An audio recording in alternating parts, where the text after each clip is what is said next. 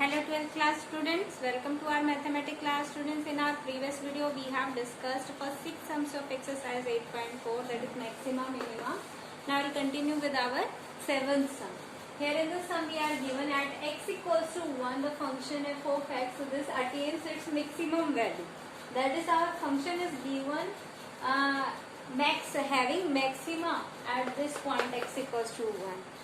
Obviously students, the points where the function is having a maximum or minimum value, that is the extreme value, at that point the first derivative of the function always equals to 0, that are the critical points. So obviously यहाँ पे जो first of all we will find the first order derivative of the function. Derivative of x to the power 4 is 4x cube and derivative x square is 2x. Now 62 into 2 is 124 into x and derivative of ax is a. This is constant, its derivative is 0. So this is the first order derivative of the function. Now for the maximum value of the function to be at x equals to 1, the value of this derivative at 1 must be equals to 0. So we'll find the value of this derivative at 1. This will be 4 into 1 cube minus 124 into 1 plus a. And this must be equals to 0. After solving we get value of a find to be 120. Now in the ninth sum we are given the function y equals to ax minus b upon x minus 1 into x minus 4. We are given that this function has a turning point at this point p2 minus 1. Obviously students, the turning point means either the function is changing from decreasing to increasing or increasing to decreasing. That means this is a critical point, we can say. Okay. Find the values of a and b. Means this is the point, and for this point we have to find the value of a and b and show that y is maximum at this point. Okay. So first of all we will differentiate, find the first order derivative of the function. After differentiating we get the value this minus ax square plus 2bx plus 4a minus 5b upon x minus 1 whole square upon x minus 4 whole square. We will use the quotient rule here u by v. Differentiation हमें पता है d by dx of u by v क्या होता है. Question rule क्या कहता है, denominator square v du by dx minus u dv by dx. We will use this rule, quotient rule, for differentiating it. Okay. Now we know that this is the given the turning point, that means this is the critical point, that means at this point the differentiation of the function must be 0. Okay. So यहाँ पे देखिए, यहाँ पे हमें y point y की values तो आ रही है, ठीक है, और हमें किसकी वैल्यू पुट करेंगे, केवल x की. At x equals to 2 dy by dx must be equals to 0. तो यहाँ पे हम x की वैल्यू 2 पुट करेंगे और जो वैल्यू आएगी उसको इक्वेट कर देंगे to 0. Okay. In this way we get minus 4a plus 4b plus 4a minus 4a minus है यहाँ पे, ठीक है. हाँ, यहाँ पे प्लस है, minus 4a plus 4b plus 4a minus 5b. यहाँ से minus 4a plus 4a get cancel. We are having minus b equals to 0. That means value of b is 0. ठीक है, एक पॉइंट की तो वैल्यू आ गई. ऑल्सो ये जो है ये पॉइंट बेशक turning point of this curve का, लेकिन फिर भी ये पॉइंट तो हमारा कर्व के ऊपर ही लाई कर रहा है. That means this will satisfy this equation. Will put the value of x2 and value of y equals to -1 here. ठीक है. After putting the values and value of b equals to 0 here, we will find the value of a. 2a equals to 2, that is value of a is 1. Okay. Now we have b equals to 0 and a equals to 1. Now we can put this value in derivative of the function, because now we are remaining to check y is maximum at p, and this will be maximum at p if it changes sign from positive to negative. Means left में p के left में वो positive होना चाहिए, function increasing होना चाहिए, और right में आपका नेगेटिव होना चाहिए derivative. That means function decreasing होना चाहिए. ओके. तो यहाँ से हम dy by dx की वैल्यूज में पहले तो हमने यहाँ पे a और b की वैल्यूज पुट की, तो यहाँ से हमारे पास dy by dx आ गया minus x minus 2 into x plus 2 upon x minus 1 whole square upon x minus 4 whole square. Now I will check the values in slightly left greater than and slightly greater than points of less than and greater than points of b. ठीक है, तो जब हम slightly greater than 2 लेंगे तो obviously यहाँ से 2 से बड़ी वैल्यू है तो माइनस यहाँ पे तो नेगेटिव है. ठीक है, ये वाला जो है ये कैसा आ जाएगा, जब हम ग्रेटर ले रहे हैं तो ऑब्वियसली ये आपकी पॉजिटिव वैल्यू बचेगी. ये आपका है ही पॉजिटिव, पॉजिटिव में पॉजिटिव जोड़ेंगे, ये भी होल स्क्वायर है, ये भी होल स्क्वायर, तो ऑब्वियसली ये भी पॉजिटिव रहेंगे. ये पूरा पॉजिटिव और इसके बाहर नेगेटिव है. दैट मीन्स जब हम स्लाइटली ग्रेटर वैल्यू ले रहे हैं तो मीन्स राइट हैंड साइड में आपका फंक्शन कैसा आ रहा है, नेगेटिव. ठीक है, means decreasing on the right hand side. ठीक है, अगर ये पॉइंट यहाँ था तो ये राइट हैंड साइड में क्या कर रहा है, फंक्शन डिक्रीजिंग हो रहा है. ठीक है, यहाँ पे इस तरीके था, यहाँ से जाने के बाद फंक्शन डिक्रीजिंग हो गया.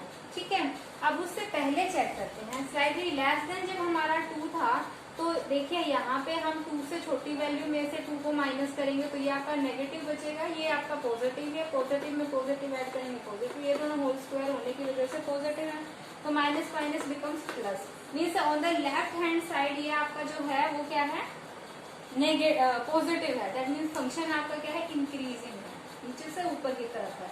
और राइट हैंड साइड में आपका क्या है, डिक्रीजिंग, डिक्रीज हो रहा है, ऊपर से नीचे की ओर जा रहा है. That means this is the point of maximum. यहाँ पे जो P पॉइंट है इस पे आपके फंक्शन की वैल्यू क्या आएगी, maximum. Here in the 10th part we are to find the maximum or minimum value of the function if exists without using the derivative test. Okay, तो यहाँ पे हमने डेरिवेटिव का कोई यूज नहीं करना है, हमें अंदाजन जो है वो चेक करनी है what is with the maximum value minimum value.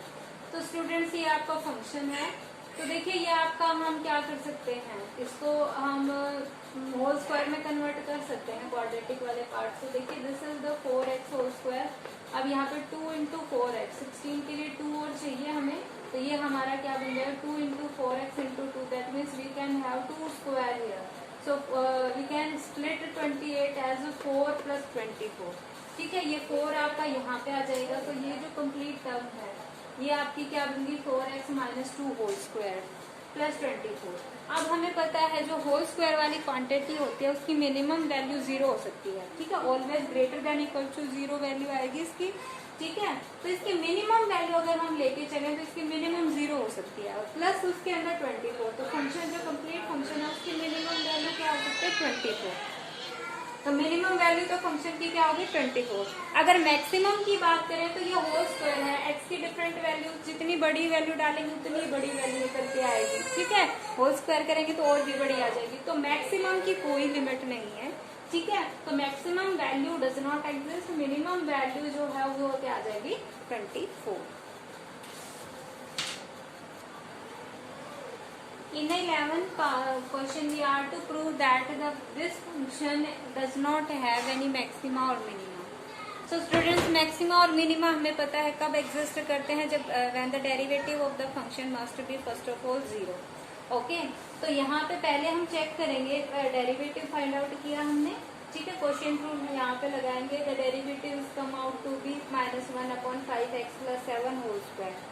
Now for the maxima and minima, the derivative of this function must be equals to 0. We'll check this value of the function is 0 at what point. So if we put this equals to 0, you can see -1 equals to 0. Is it possible? Not possible. That means for any value of x, the derivative of the function cannot be 0. ठीक है, that means ये 0 ही नहीं हो सकता derivative, तो कोई भी हमारा एक्सट्रीम वैल्यू एग्जिस्ट ही नहीं करेंगी. That means function does not have any maxima और मिनिमा.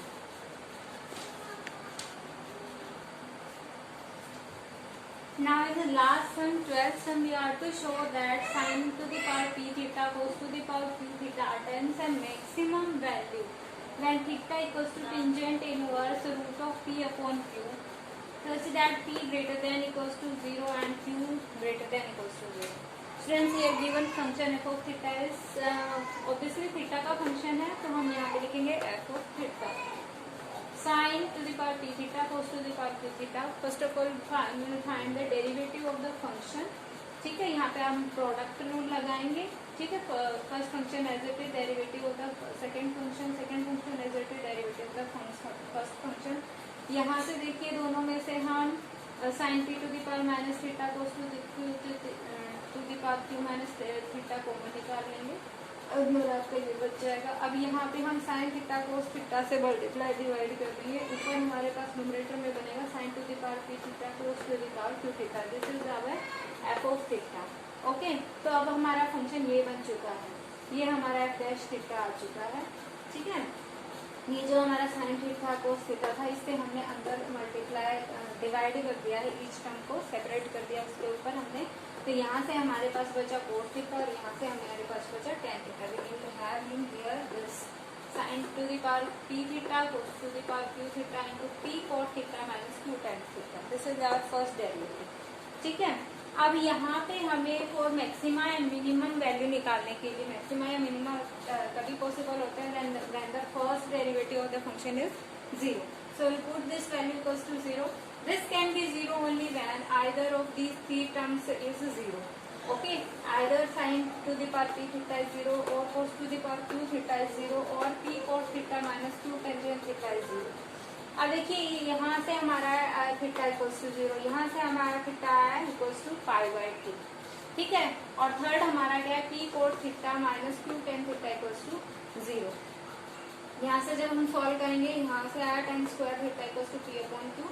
आप टेन थीटा आ गया रूट पी अपॉन क्यू। यहाँ से हमने नेगेटिव साइन नेगलेक्ट कर दिया क्योंकि यहाँ पे पी और क्यू दोनों की वैल्यू ही पॉजिटिव है। ठीक है, तो ये नेगेटिव नहीं हो सकता। Tangent theta root of p upon q, that means theta tan inverse root p upon q. This is the value of third value of theta. We are to show that at this point this attains the maximum value. ठीक है, ये हमने पहली बार तो show कर दिया कि भाई इस पे मैक्सिमा अटेंड हो सकते हैं। This is the extreme value point. ठीक है, एक्सट्रीम पॉइंट तो है ये। अब इस पॉइंट के ऊपर हम चेक करते हैं कि वैल्यू मिनिमम है या मैक्सिमम है। ठीक है, तो उसके लिए हम सेकंड ऑर्डर डेरिवेटिव टेस्ट लगाएंगे। यहाँ पे हमारा फर्स्ट डेरिवेटिव है, इसका सेकंड ऑर्डर डेरिवेटिव निकालेंगे। ठीक है, ऑब्वियसली यहाँ पे हम जो है प्रोडक्ट रूल लगाएंगे। First function as derivative of the second, ये आपका ये हो गया है। ठीक है, into plus second function as it is derivative of the first. अब this is the function f of theta. Its derivative is f dash of theta, and we are saying that this derivative is zero at this point because this is the critical point. This is the extreme value point जहाँ पे ये हमने prove कर दिया है for being the local maxima minima. ये हम prove कर चुके हैं कि ये tangent theta must be equal to this. One of the condition is this, that means ये जो है ये हमारा डेरिवेटिव ये तो हमारा जीरो है, तो जीरो के साथ मल्टीप्लाई करेंगे इसको जीरो के साथ मल्टीप्लाई करेंगे तो हमारा जीरो आ जाएगा। तो ये टर्म हमारी कैंसिल होगी, केवल ये वाली टर्म बचती है हमारे। ठीक है, अब इस वाली टर्म में देखो ये दोनों टर्म्स हमारी नेगेटिव है, नेगेटिव साइन हमने बाहर कॉमन निकाल लिया, यहाँ से दोनों पॉजिटिव हो गए। ऑब्वियसली ये दोनों cos square theta second square terms हैं तो ये पॉजिटिव हो जाएंगे। और साइन और कोस की वैल्यू हमेशा आपकी जो है ऑब्वियसली यहाँ पे हम पी और क्यू पॉजिटिव ले रहे हैं तो पॉजिटिव पावर्स इसकी लेंगे तो आपकी क्या होंगी, ग्रेटर वैल्यू ही आएंगी। जीरो से ग्रेटर वैल्यू आएंगी तो ये पॉजिटिव, ये अंदर वाली भी पॉजिटिव और बाहर नेगेटिव साइन है तो ये हमारी कंप्लीट वैल्यू कैसे हो जाएगी, negative. That means double derivative is negative, less than zero है, नेगेटिव है, that means our function having maximum value at this point theta equals to tan inverse p upon q. Here our chapter finishes, our exercise 8.4 finishes. I hope you understood all the sums. So you are to solve all these sums of exercise 8.4 from the 7th sum to 12th sum in your pair notebook. If any problem you faces, you can ask in your problem session. Thank you. Have a nice day.